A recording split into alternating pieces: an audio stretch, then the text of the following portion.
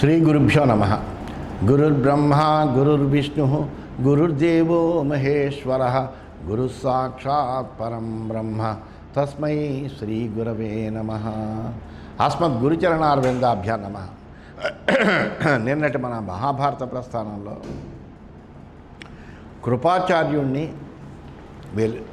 కృపాచార్యుడితోటి తీవ్రంగా యుద్ధం చేశాడు.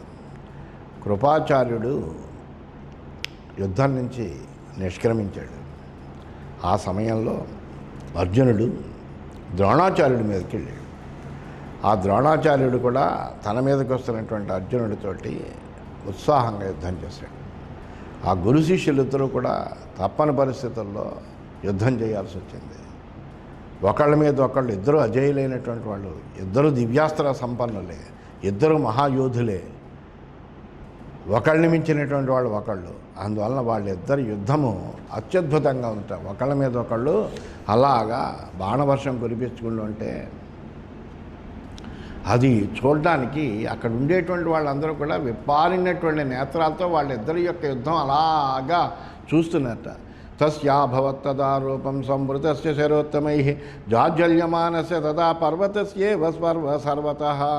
ఆ బాణాలతో కప్పబడినటువంటి ఆ ద్రోణి శరీరం అన్ని వైపులా మండుతున్నటువంటి ఒక పర్వతంలా కనిపించిందట. దృష్ట్వాతు పార్థస్య రణేశ్వర ఈశ్వరధమామృతం సవిస్ఫార్య ధనుశ్రేష్టం మేఘస్తనిత నిశ్వనం అగ్నిచక్రోపమం ఘోరం వ్యకర్షత్ పరమాయుధం వ్యశాతయచ్చరాంస్తాంస్తు ద్రోణ సమితి శోభన.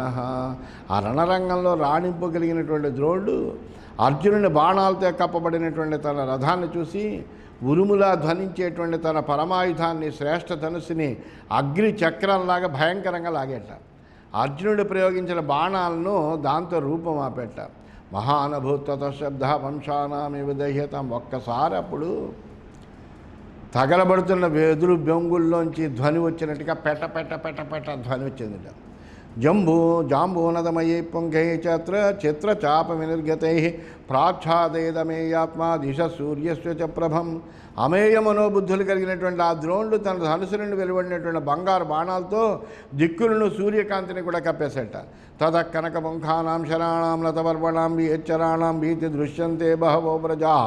అప్పుడు బ్రహ్మాండమైనటువంటి అనేకములైనటువంటి బాణ సమూహాలు వేల కొలది, లక్షల కొద్దీ ఆకాశంలో కనిపించేట. ద్రోణస్య పుంఖసక్తాశ్చ ప్రభవంతః శరాసనాన్ ఏకో దీర్ఘైవా దృశ్యత్ ఆకాశే సంవత్సర.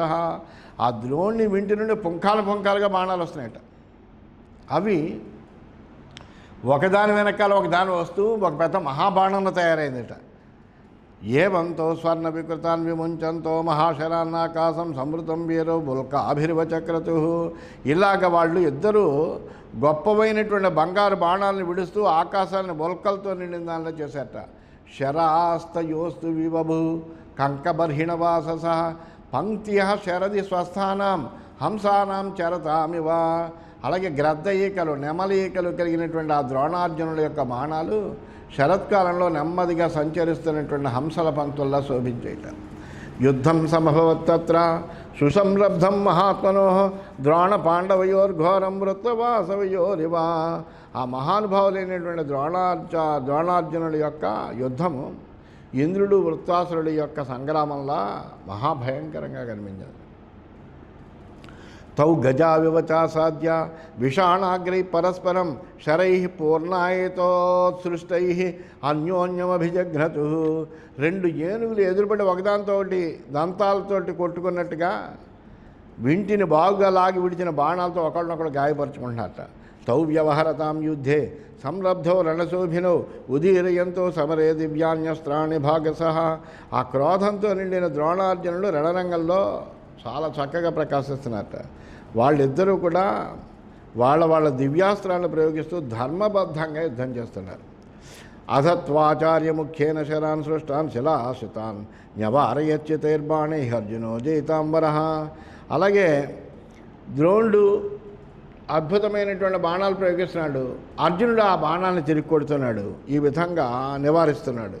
దర్శయన్ వీక్షమాణానాం అస్త్రముగ్రపరాక్రమ ఈశుభిస్తూర్ణమాకాశం బహుభిశ్చ సమావృణోత్ జిఘాంసం తం నరవ్యాఘ్రం అర్జునం తిగ్మ తేజసం. ఆచార్యముఖ్య సమరే ద్రోణ శస్త్రభృతాంబర అర్జునేన సహా క్రీడశరై సన్నత పర్వభి. తీవ్రమైనటువంటి పరాక్రమం కలిగినటువంటి వాడు అర్జునుడు. అంతమంది ఆ జనులందరూ ఆ సేన మధ్య ధనుర్విద్యా నైపుణ్యాన్ని ప్రదర్శిస్తూ అనేక బాణాలతోటి వెంటనే ఆకాశాన్ని కప్పేసేట. ప్రచండమైన తేజస్సు కలిగినటువంటి వాడై ఎవరిని మట్టుపెట్టాలని కోరుతున్నప్పటికీ ఆ ఉత్తమ గురువైన ద్రోణుడు అర్జునుడి యొక్క నిలువరింపు ఆ అర్జునుడి యొక్క బాణాలతోటి అర్జునుడితోటి ఆడుకున్నట్ట. ఆ బాణాలన్నీ కూడా తిరిగి నిర్వీర్యమయ్యేటట్టుగా చేస్తున్నాడు ద్రోణాచార్యుడు. ఇలాగ సంకులమైన సమరం దివ్యమైన అస్త్రములతో జరుగుతుంది. ఆకాశం అంతా బాణాలతో నిండిపోయింది. దివ్యాని అస్త్రాన్ని వర్షంతందస్మిన్ వై తుములేరని అస్త్రైరస్త్రాన్ని సంవార్య పాల్గొనం సమయోధయత్. ఆ సంకుల సమరంలో దివ్యాస్త్రాలు కురిపిస్తున్నటువంటి అర్జునుడి అస్త్రాలను తన అస్త్రాలతో నివారిస్తున్నాడు ద్రోణుడు. అలా యుద్ధం చేస్తున్నాడు. తయోరాశి సంప్రహార క్రుద్ధయోర్నరసింహయో అమర్షిణోస్తదాన్యోన్యం దేవదానవయోరివా. ఆ కోపించినటువంటి ఆ నరశ్రేష్ఠుల మధ్య యుద్ధం పరస్పరం పోటీ పడేటువంటి దేవదానవుల యుద్ధంలో ఉందిట. ఐంద్రం వాయవ్యమాగ్నేయం అస్త్రమస్త్రేణ పాండవ ద్రోణేన ముక్తమాత్రంతో గ్రసతి స్మ పునః. ద్రోణుడు ఇంద్రవాయు అగ్నిదేవతా సంబంధాలైన అస్త్రాలు ప్రయోగిస్తే అర్జునుడు వాడిని వదలక ముందే తన అస్త్రాలతో అణిచివేస్తాడంట. అంటే ఆయన వేస్తుంటేనే గ్రహించేస్తున్నాడు. ఏవం శూరౌ మహేశ్వాసౌ విసృజంతో శితాన్ శరాన్ ఏకఛాయం చక్రతుస్తౌ ఆకాశం శరవృష్టిభి. ఈ విధంగా ఆ మేటి విలుకాంట్రైనటువంటి వాళ్ళు వాడి బాణాలను వదులుతూ ద్రోణార్జునులు బాణవర్షంతో ఆకాశాన్ని అంతటిని కూడా అంధకార బంధనం చేసేసారు. తత్ర అర్జునేన ముక్తానాం పతతాం వై శరీరిషు పర్వతేషు వజ్రాణం శరాణాం శ్రూయతేశ్వనః. ఆ అర్జునుడు విడిచినటువంటి బాణాలు దేహదారులపై పడుతూ పర్వతాల మీద పడుతున్నటువంటి వజ్రాయుధంలా శబ్దం చేస్తున్నాయట. తతో నాగారథాస్తేవ వాజినస్య విషాంపతేషు నితాక్తో వ్యదృశ్యంత పుష్పిత ఇవ కింషకా. అక్కడ ఆ బాణాలు పడేటప్పటికి ఏనుగులు రథికులు గుర్రాలు నేత్రుడితో తెలిసి పుష్పించిన మోదుగు చెట్లలా కనిపిస్తున్నారట. బాహుభిశ్చ కేయూరై విచిత్రైశ్చ మహారథై సుపర్ణచిత్రై కవచై ధ్వజైశ్చ వినిపాతితై యోధైశ్చ నిహితై తత్ర పార్థబాణ ప్రపీడితై బలమాసీ సముద్భ్రాంతం ద్రోణార్జున సమాగమే. ఆ ద్రోణార్జునుల యుద్ధంలో అర్జునుడు బాణాలు తాగిడితే ఎంతోమంది యోధులు చనిపోయారు. భుజకీర్తులు కలిగిన భుజాలు ఎన్నో తెగిపోయాయి. విచిత్ర వేషభూషలు కలిగినటువంటి మహారథులు పడిపోయారు. సువర్ణ ఖచ్చితమైన కవచాలు ధ్వజాలు నేల కూలిపోయాయి. ఇదంతా చూసి సైన్యం భయంతో నిశ్చేష్టమైపోయేదట. విధున్మానవుతూ తౌ తత్ర ధనుషి భారసాధనే ఆచ్ఛాదయేతామన్యోన్యం తతక్షతురధేషుభి. అక్కడ ద్రోణార్జునుడు ఇద్దరు కూడా దృఢమైనటువంటి ధనుసులను విదిలిస్తూ ఒకళ్ళనొకళ్ళు క్షీణింపజేస్తూ బాణాలతో కమ్మి వేస్తున్నారు. తయోః సమభవత్యుద్ధం తుములం భరతశ్వ ద్రోణ కౌంతేయోస్తత్ర బలివాసవయోరివా. ఆ ద్రోణార్జునుల మధ్య జరిగేటువంటి సంకుల సమరం బలిచక్రవర్తికి ఇంద్రుడికి మధ్యన జరిగినటువంటి సంగ్రామాన్ని తలపించేస్తుంది. అథ పూర్ణాయితో సృష్టై శరై సంనత పర్వభి వ్యదారయేతామన్యోన్యం ప్రాణద్యూతే ప్రవర్తితే. అంత ద్రోణార్జునులు ఇద్దరు కూడా ప్రాణాలను పణంగా పెట్టి జోదమాడుతున్నట్టుగా విల్లులను పూర్తిగా లాగి వంగిన కణుపులు కలిగినటువంటి బాణాలతో ఒకళ్ళనొకళ్ళు చీల్చుకుంటున్నారట. అథాంతరిక్షే నాదోభూత్ ద్రోణం తత్ర ప్రశంసతాం దుష్కరం కృతవాన్ ద్రోణ యదర్జునమయోధేత్ ప్రమాధినం మహావీర్యం దృఢముష్టిం దురాసదం జేతారం దేవదైత్యానం సర్వేషాంచ మహారథం. అప్పుడు ద్రోణుడిని ప్రశంసిస్తున్నటువంటి దేవతల పలుకులు ఆకాశం నుంచి వినిపించేట. బలి ద్రోణాచార్య అంటూ ఆ ద్రోణుడు ఇంతవరకు అర్జునుడిని నిలవరించడం అంటే దుష్కరమైనటువంటి కార్యాన్ని సాధించినట్టే. ఎందుకంటే ఇప్పటివరకు అర్జునుడిని నిలబెట్టినటువంటి వాడు ఎవరు లేడు.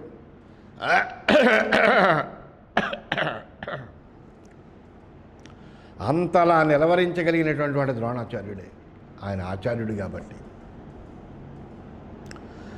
ఆ అర్జునుడు మహాపరాక్రమశాలి, ఎదిరింపరానివాడు. అటువంటి ఆ అర్జునుడిని సమస్త మహారథుల్ని ఓడించిన వాడు. అటువంటి వాడిని నిలబెట్టాడు. అవిశ్రమంచ శిక్షాం చ లాఘవం దూరపాతితం పార్థ సమరే దృష్టా ద్రోణస్యాభూత్య విస్మయ. అలాగే అంతలా బాణాలు వేసినప్పటికీ కూడా వాటిని లెక్క చేయకుండా అలా ముందుకు సాగుతున్న అర్జునుడి పరాక్రమాన్ని చూసి ద్రోణుడు కూడా విస్తుపోయాట. అతడి యొక్క ధైర్యాన్ని, అతడి యొక్క అస్త్ర విద్యా నైపుణ్యాన్ని, హస్తలాఘవాన్ని, అసలు ఆ బాణాలు ఎలా వేస్తున్నాడో ఆ క్రమమే కనిపించట్లేదు. అలాగే దూరానికి బాణాలు విసిరి నేర్పరితనాన్ని చూసి ద్రోణుడు కూడా ఆశ్చర్యపోయట్లేదు.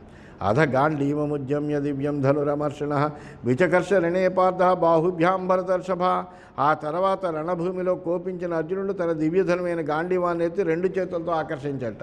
తస్య బాణమయం వర్షం శలభానామివాయితం దృష్ట్వా తే విస్మితా సర్వే సాధు సాధ్విచ్చపోదేన్. మిడతల దండులాగా బాణవర్షం కురిపించట. అది చూసి ఆశ్చర్యపోయారు సైనికులందరూ. భళా భళా అంటూ అర్జునుడిని అందరూ కూడా స్తుతించట. సచ నచ బాణాంతరే వాయు అశ్వ శక్నోతి సర్పితం అనిశం సందధాన సశరాన్ ఉసృజ్యతస్తదా దదర్శనాంతరం కశ్చిత్ పార్థస్యాదతోపిచ. ఆ అర్జునుడి యొక్క బాణాల మధ్య ప్రవేశించడానికి గాలికి కూడా వీలు కావట్లేదు. ఎల్లప్పుడూ చేతిలో బాణాలు, ఎప్పుడూ శరసంధానాలు, బాణ ప్రయోగాలు. అర్జునుడి ఆ కార్యక్రమంలో అసలు క్షణం కూడా అంతరం, వ్యవధానం అనేది కనిపించడం. నిరంతరం అలా ఒకదాని తర్వాత ఒకటి విడుస్తున్నాడు. తథా శీఘ్రాస్త్రయుద్ధే వర్తమానే సుదారుణే శీఘ్రతరం పార్థశరా అనన్యానుదీరయత్.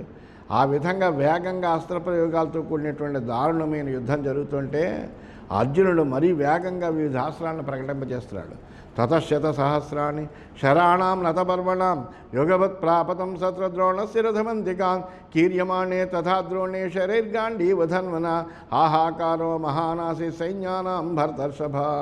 ఆ తర్వాత 1,000 బాణాలు ద్రోణాచార్యుడి రథానికి దగ్గరగా ఒక్కసారిగా పడ్డాయి. 1,000 బాణాలు. ఆ విధంగా అర్జునుడు ద్రోణుని బాణాలతో ఆవరిస్తే సైన్యంలో గొప్ప కలకలం బయలుదేరింది. అయ్య బాబోయ్ అని. పాండవశ్చతు శీఘ్రాస్త్రం మఘవా ప్రత్యపూజేత్ గంధర్వాప్సరసశ్చైవ ఏ చ తత్ర సమాగతాః. ఆ అర్జునుడి యొక్క శీఘ్రమైన అస్త్రప్రయోగాన్ని చూసి ఇంద్రుడు అభినందించట. అక్కడికి వచ్చిన గంధర్వుల అప్సరసలు అందరూ కూడా అర్జునుడిని ప్రశంసించట. తతో బృందేన మహతారధానాం రథయోధప ఆచార్యపుత్ర సహసా పాండవం పర్యవారయత్. అప్పుడు రథసేనాధిపతి అయినటువంటి అశ్వత్థామ పెద్ద రథిక బృందంతో వెంటనే అర్జునుడిని చుట్టుముట్టేట. అశ్వత్థామాతు తత్కర్మ హృదయేన మహాత్మన పూజయామాస పార్థస్య కోపంచాశ్చ ఆకరోద్భృసం. ఆ అశ్వత్థామ మహాత్ముడైనటువంటి అర్జునుడి పరాక్రమాన్ని మనసారా అభినందించటం అవుతా. తర్వాత తీవ్రమైన కోపాన్ని ప్రదర్శించట. సమన్యువశమాపన్న పార్థమభ్యద్రవద్రణే కిరణ్ సరసహస్రాణి పర్జన్యేవ వృష్టిమాన్. అశ్వత్థామ కోపగించిన వాడే ఒక కురుస్తున్న మేఘంలో అర్జునుడి మీద వేల కొలది బాణాలు విడుస్తూ యుద్ధంలో అర్జునుడికి ఎదురు నిలిచాట. ఆవృత్యతు మహాబాహు యతో ద్రోణిస్తతో హయానంతరం ప్రదో పార్థ ద్రోణస్య వ్యపసర్పితం. అప్పుడు అర్జునుడు తన రథాన్ని అశ్వత్థామ వైపుకి నడిపించట. అప్పుడు ద్రోణుడు తప్పుకోవడానికి అవకాశం ఇచ్చాడు. సతు లబ్ధాంతరం తోర్ణం అపాయాజ్యవనైర్భయై భిన్నవర్మధ్వజ శూర నికృత్త పరమేశ్వరి. ఆ అర్జును దివ్య బాణాలు తాగిడితే బద్దలైనటువంటి కవచము ధనుస్సు కలిగినటువంటి ఆ శూరుడు గాయపడి అవకాశం దొరకగానే వెంటనే అక్కడి నుంచి తన జవనాశ్వాల రథంతో తొలగిపోయేట. ఇది శ్రీమన్ మహాభారతే విరాట పర్వణి గోహరణ పర్వణి ద్రోణాపయాని 58తమోధ్యాయ. ఈ విధంగా శ్రీమన్ మహాభారతంలో విరాట పర్వంలో, గోహరణ పర్వంలో, ఉపపర్వంలో ద్రోణాపయానం అనేటువంటి 58వ అధ్యాయం పూర్తయింది. మనం 59వ అధ్యాయంలోకి ప్రవేశించాం. ఈ విధంగా ద్రోణాచార్యుడు కూడా పక్కకి తొలగాడు. అశ్వత్థామ అక్కడికి అడ్డంగా వచ్చాడు. అప్పుడు అర్జునుడు అశ్వత్థామతో యుద్ధం చేస్తున్నాడు. తతో ద్రౌణిర్మహారాజా ప్రేయావర్జునం రణే తం పార్థ ప్రతిజగ్రాహ వాయువేగమివోద్ధతం శరజాలేన మహతా వర్షమాణమివ అంబుదం. ఆ తర్వాత అశ్వత్థామ రణంలో అర్జునుడిని ఎదిరించాడు. అర్జునుడు వర్షించే మేఘంలా ఘనమైనటువంటి బాణ సమూహంతో, వాయువేగంతో, తీవ్ర రూపంతో వస్తున్నటువంటి అశ్వత్థామను నిరోధించాడు. తయోర్దేవాసుర సమస్సన్నిపాతో మహానభూత్ కెరతో శరజాలాన్ వృత్ర వాసవయోరివా. అశ్వత్థామ మహాయోధుడు, ద్రోణాచార్యుడు యొక్క పుత్రుడు, విలువిద్యలో మేటికాడు. అర్జునుడితో సమానమైనటువంటి పరాక్రమం కలిగినటువంటి వాడే. అందువలన అశ్వత్థామ బాణవర్షాన్ని అర్జునుడి మీద కురిపించాడు. ఆ అర్జునుడు కూడా బాణవర్షాన్ని అశ్వత్థామ మీద కూడా కురిపించాడు. అలా వాళ్ళిద్దరి యొక్క యుద్ధము మహాఘోరంగా జరుగుతుంది. అది కూడా ఎలా ఉంది అంటే వృత్రాసుర దేవేంద్రుల యుద్ధంలాగా ఉందిట. నస్మ సూర్యస్తదా భాతి నచభాతి సమీరిణ శరజాలావృతే వ్యోమ్ని ఛాయాభూతే సమంతత. వాళ్ళ బాణ సమూహంతో కప్పబడినటువంటి ఆకాశం అంతా అంధకారబంధురమైంది. సూర్యుడు ప్రకాశించట్లేదు, గాలి ప్రసరించడం లేదు. మహాంచడచడా శబ్ద యోధయోర్హన్యమానయో దహ్యతామివ వేణూనాం ఆసీత్ పరపురంజయ. ఆ ఇద్దరు యోధులు ఒకళ్ళనొకళ్ళు హింసించుకుంటే అందులోంచి చటపటా శబ్దం వస్తుందట. హయానస్యార్జున సర్వాన్ కృతవాన్ అల్పజీవితాన్ తే రాజన్న ప్రజానంతా దిశం కాంచన మోహితా. ఆ అర్జునుడు అశ్వత్థామ గుర్రాలను గాయపరిచేట. వాటిని అల్పాయుర్దాయం గల వాటికే చేసేటంటే పడిపోయేవి. ఆ మూర్ఛిల్లినటువంటి ఆ గుర్రాలకి దిక్కులు తోచడం లేదు. తతో ద్రోణిర్మహావీర్య పార్థస్య విచరిష వివరం సూక్ష్మమాలోక్య జాంచిచ్ఛేదక్షురీణ తదస్యాపూజయం దేవా కర్మ దృష్ట్వాతి మానుషం. అప్పుడు పరాక్రమశాలైన అశ్వత్థామ రణరంగంలో విహరిస్తున్న అర్జునుడిలోని ఏ చిన్న యామరపాటును పసిగట్టి చాకు వంటి బాణంతో అర్జునుడి యొక్క వింటినాన్ని తెంచట. ఇప్పటి వరకు అర్జునుడి యొక్క వింటినాన్ని తెంచిన వాళ్ళు లేడు. అలా తెంచేటప్పటికి అది చూసి దేవతలు కూడా అభినందించారట. అయ్యో బాబా, ఈ అశ్వత్థామ తక్కువ వాడు కాదని. ద్రోణో భీష్మశ్చ కర్ణశ్చ కృపశ్చైవ మహారథా సాధు సాధ్విత భాషంతో పూజయన్ కర్మదశ. వెంటనే ద్రోణుడు, భీష్ముడు, కర్ణుడు, కృపుడు ఈ అశ్వత్థామ చేసినటువంటి పనిని ప్రశంసించారట. బళ తతో ద్రోణిర్ధనుశ్రేష్టం అపగృహ్య రథర్షభం పునరేవాహనత్పార్థం హృదయ కంకపత్రిభి. ఆ తర్వాత అశ్వత్థామ తన వింటిని ఎక్కుపెట్టి వాడి అయిన బాణాలతో అర్జునుడి వక్షస్థలాన్ని గాయపరచట. తతపార్థో మహాబాహు ప్రహస్య స్వనవత్తదా యోధయామాస నవయామౌర్యా గాంధీమోష. వెంటనే బలసాలైన అర్జునుడు ఒక చిరునవ్వున పెట్ట నవ్వి క్షణకాలంలో మళ్ళీ కొత్త నాన్ని గాంధీవానికి తగిలించట. తతో అర్ధచంద్రమావృచతేన పార్థ సమావారణేన ఏమత్తేన మత్తో వారణ యోధప. అప్పుడు వెంటనే అర్జునుడు మదించిన గజరాజులాగా మరో మదించిన గజంతో తలపడినట్టుగా అశ్వత్థామతో తలపడ్డట. తత ప్రబలవృతే యుద్ధం పృథివ్యామేక వీర్యో రణమధ్య ద్వయోరేవం సుమహల్లోమహర్షణం. లోకంలో వీళ్ళు అద్వితీయ వీరులు, ఈ అర్జునుడు అశ్వత్థామ కూడా. వాళ్ళ మధ్య యుద్ధము చూస్తుంటే అందరికీ కూడా గగుర్పాటు కలుగుతుంట. భీకరమైన యుద్ధం జరిగింది. తౌ వీరో దదృశు సర్వే కురవో విస్మయాన్విత యుజ్యమానో మహావీర్యో యోధపా వివసంగతో. మంచి గజరాజుల్లా పోరాడుతున్నారు ఆ వీరులు. అక్కడ ఉండేటువంటి కౌరవ సేనంతా ఆశ్చర్యంగా చూస్తుంది. తౌ సమాజఘ్నతుర్వీరౌ అన్యోన్యం పురుషశభౌ శరైరాశి విశాకారై జ్వలద్భిరవపన్నగై. మహావీరులైనటువంటి వాళ్ళిద్దరూ సర్పాకృతితో మండిపడుతున్నటువంటి బాణాలతో ఒకరినొకరు కొట్టుకుంటున్నారట. అక్షయ్యా విషుధి దివ్యో పాండవస్య మహాత్మన తేనప అర్ధోరణే శూరతస్థౌ గిరివాచల. ఆ అర్జునుడి తూణీరాలన్నీ దివ్యాలు, తరిగిపోనవి కూడా అవి. అందువలన అర్జునుడు రణభూమిలో కథలను కొండలా నిలబడ్డాడు. ఎందుకంటే అతని అక్షయ తూణీరం అది, అందులో బాణాలు అయిపోవడం అనేటువంటిది ఏమి ఉండదు. అశ్వత్థామన పునర్బాణ క్షిప్రం అభ్యస్యతోరణే జగ్ముహు పరిక్షేంతోన్నం అభూత్తేనాధికోర్జున. అలాగే అశ్వత్థామ వేగంగా యుద్ధంలో బాణాలు గుప్పించడం వలన అవి త్వరగా తరిగిపోయి దాంతో అర్జునుడిది పై చేయింది. తతకర్ణో మహాచాపం వికృష్యాభ్యధికం తదా వాక్షపతత శబ్ద హాహాకారో మహాన. అప్పుడు కర్ణుడు తన మహాచాపాన్ని ఎక్కిపెట్టి మళ్ళీ ధనుష్టంకారం చేసేట. దాంతో అక్కడ మళ్ళీ ఆహాకారం మొదలైంది. తతక్షుద్ధే పార్థ ఎత్ర విస్ఫార్యతే ధను దదర్శ రాధేయం దర్శ కోపో వ్యవర్ధత. వెంటనే అర్జునుడు ఆ ధనుష్టంకారం వచ్చిన ధను వైపు చూసేట. అక్కడ కర్ణుడిని చూడగానే అర్జునుడికి విపరీతమైన కోపం వచ్చింది. సరోషవ సమాపన్న కర్ణమేవ జిగాంసయ తమ ఈక్షత వివృత్తాభ్యాం నేత్రాభ్యాం కురుభంగ. ఒక్కసారి కర్ణుడిని చంపేద్దాం అనుకున్నట్టు అర్జునుడు. అంతలాగా కళ్ళు విప్పర్చి చూశాట. తథాతు విముఖే పార్థే ద్రోణపుత్రస్య సాయికాన్ త్వరితా పురుషారాజన్నోపాజహురు సహస్రశ. ఆ అర్జునుడి దృష్టి మరల్చి అశ్వత్థామ బాణాలకు విముడు కాగా వేల కొలదిగా కౌరవసేనలు వచ్చి అశ్వత్థామను అక్కడి నుంచి తీసుకెళ్ళిపోయారు. ఉసృజ్యత మహాబాహు ద్రోణపుత్రం ధనంజయ అభిదుద్రావసాస కర్ణమేవ సపత్ని చేతు. అప్పుడు వెంటనే అర్జునుడు అశ్వత్థామను విడిచిపెట్టి కర్ణుడి మీద దూకెట్ట. తమ అభితృత్య కౌంతే క్రోధ సంరక్తలోచన కామయన్ ద్వైరథం తేన యుద్ధం వచనమబ్రవీత్. ఆ అర్జునుడు కర్ణుడిని సమీపించి అతనితో ద్వైరథ యుద్ధం చేయకోరి కోపంతో ఎర్రబడ్డ కళ్ళతో ఈ విధంగా ఆ కర్ణుడితో మాట్లాడేట. ఇది శ్రీమన్మహాభారతే విరాట పర్వణి గోహరణ పర్వణి ఉత్తర గోగ్రహే అర్జునాశ్వత్థామ యుద్ధే కోనశమోధ్యాయ. ఈ విధంగా శ్రీమన్ మహాభారతంలో విరాట పర్వంలో, గోహరణ పర్వం అనే ఉపపర్వంలో, ఉత్తర గోగ్రహణంలో అర్జున అశ్వత్థామల యుద్ధం అనేటువంటి 59వ అధ్యాయం పూర్తయింది. మనం 60వ అధ్యాయంలోకి ప్రవేశించాం. ఆ అర్జునుడు ఆ కర్ణుడిని మళ్ళీ తిరిగి వచ్చాడు. ఒకసారి పారిపోయాడు, మళ్ళీ వచ్చాడు. ఆ వచ్చిన కర్ణుడిని చూసి అర్జునుడు అంటున్నాడు, కర్ణ ఎత్తే సభా మధ్యే బహువాచా వికథితం నమే యుధి సమోస్థితి తదిదం సముపస్థితం. ఓ కర్ణ, యుద్ధంలో నా అంతటి వాళ్ళు లేడని కౌరవ సభా మధ్యంలో ఓ ప్రగల్భాలు పలికావు, నిన్ను నువ్వు పొగుడుకున్నావు. ఇదిగో ఇప్పుడు దానికి సరైన పరీక్షాకాలం వచ్చింది, కాసుకో అన్నాడు. సోజ్యకర్ణమయా సార్ధం వ్యవహృత్య మహామృధే జ్ఞాస్యసి అబలమాత్మానం నచాన్యానమంస్యసే. ఆ ప్రగల్భాలు పలికిన నువ్వు ఈరోజు మహాసంగ్రామంలో నాతో యుద్ధం చేసి నీ బలహీనతను నువ్వే తెలుసుకుంటావు. అంతేకాదు ఇక మీదట ఎవరిని పరాభవించడానికి ముందరికి రాలేవు. అవోచ పరుషావాచ ధర్మముసృజ్య కేవలం ఇదంత దుష్కరం మన్యే ఇదం తేజకీర్షితం. ఇంతకుముందు నీ ధర్మాన్ని విడిచి పరుషంగా మాట్లాడావు. నువ్వు చేయదలుచుకున్నటువంటి ఆ పని నీకు అసాధ్యమని నేను భావిస్తున్నాను.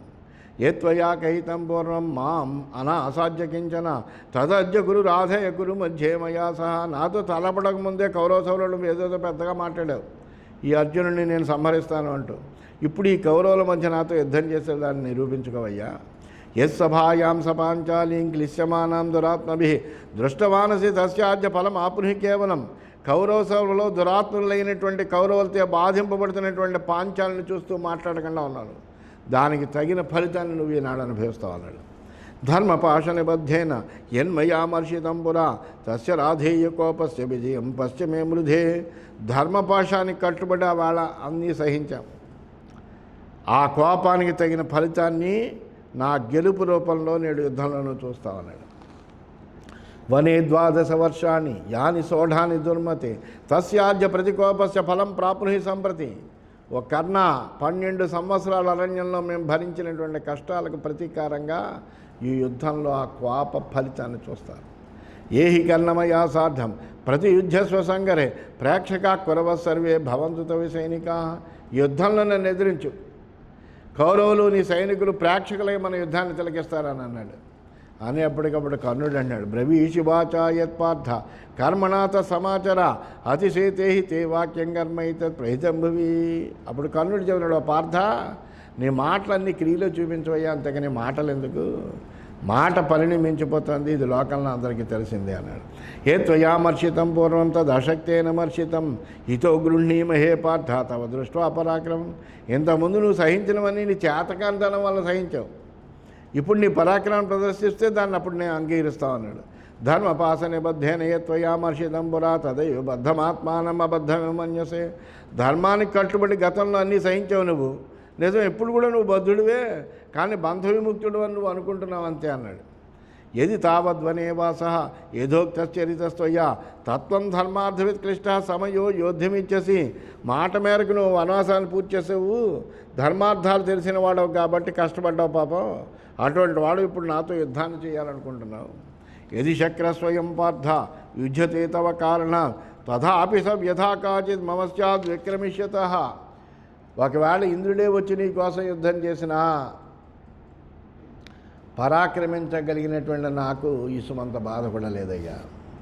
అయం కౌంతేయ కామస్తే నచిరా సముపస్థిత యోత్సేహి మయా సార్థం మధ్య ద్రక్షతి మే బలం. నాతో యుద్ధం చేయాలనే కోరిక ఇప్పుడే సమకూరింది, నాతో యుద్ధం చేసి ఇప్పుడు నా బలాన్ని నువ్వు చూస్తావు అన్నాడు.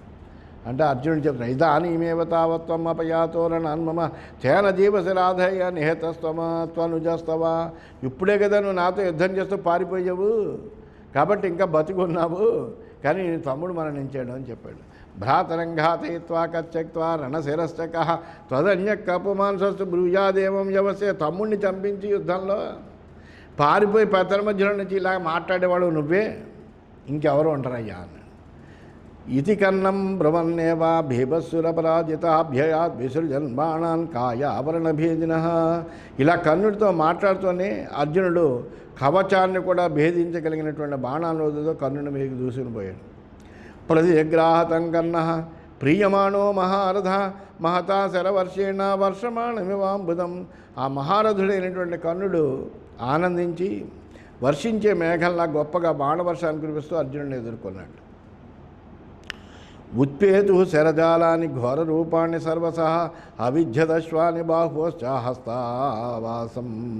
హస్తావాపం పృథక్ పృథక్ సోమృష్యమాణ కర్ణస్య నిషంగస్యావలంబనం చిచ్ఛేద నిశితాగ్రేణ శరేణ నతపర్వణ. ఆకాశమంతా భయంకరమైనటువంటి శర సమూహం అంతా ఆవరించింది. దీన్ని సహించలేనటువంటి అర్జునుడు కర్ణుడి గుర్రాలను చేతుడుగులను కొట్టడంతో పాటు భుజాల మీద కూడా గాయపరిచాట.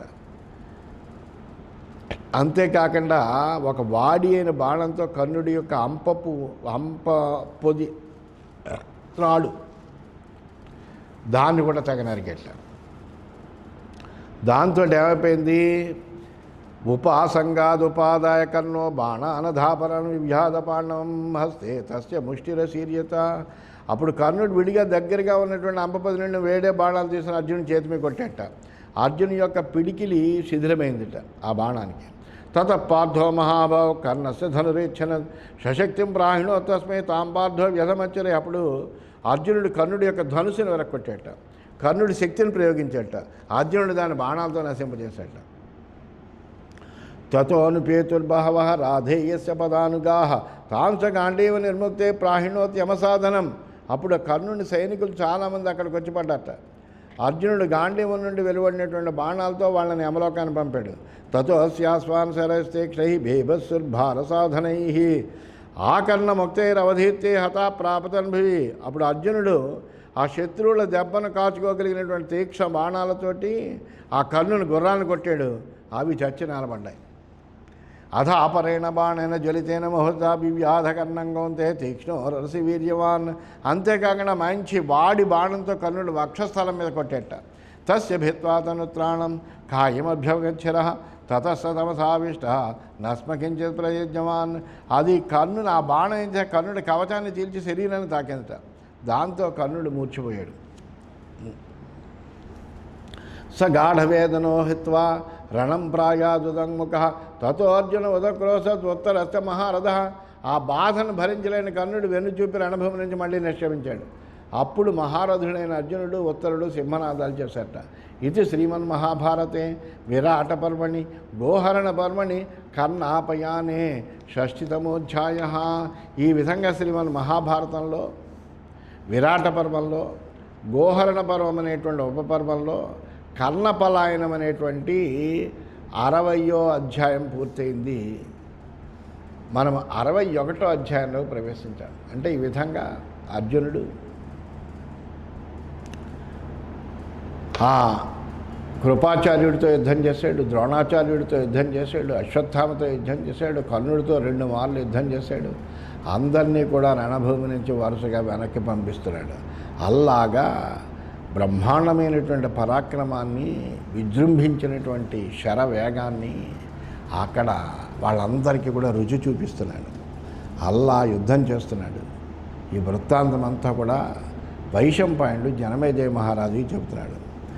ఆ తర్వాత తతో వైకర్తనం జిత్వా పార్థో వైరాటిమబ్రవీత్ ఏతన్మాం ప్రాపయానీకం యత తాలో హిరణ్మయ. ఓ జనమేజయ మహారాజా, అప్పుడు అర్జునుడు కర్ణుడిని ఓడించిన తర్వాత బంగారు తాటి చెట్టు ధ్వజం కలిగినటువంటి భీష్ముని వైపు నన్ను నడిపించవయ్యా అన్నాడు ఉత్తరునితో. అత్ర శాంతనవో భీష్మ రథేస్మాకం పితామహ కాంక్షమాణో మయా యుద్ధం తిష్టత్యమర దుర్దర్శన. ఆ రథం మీద మాకందరికీ పితామహుడైనటువంటి భీష్ముడు నాతో యుద్ధం చెయ్యాలనేటువంటి కోరికతో నిలిచి ఉన్నాడయ్యా. అందుకని ఆయన దర్శనం అంటే దేవదర్శనంతో సమానం, ఆయనతో మనం యుద్ధం చేయాలి, అందువల్ల అక్కడికి పంపించు అని ఉత్తర కుమారుడితోటి అర్జునుడు చెప్పాడు అని తెలియజేస్తూ స్వస్తి.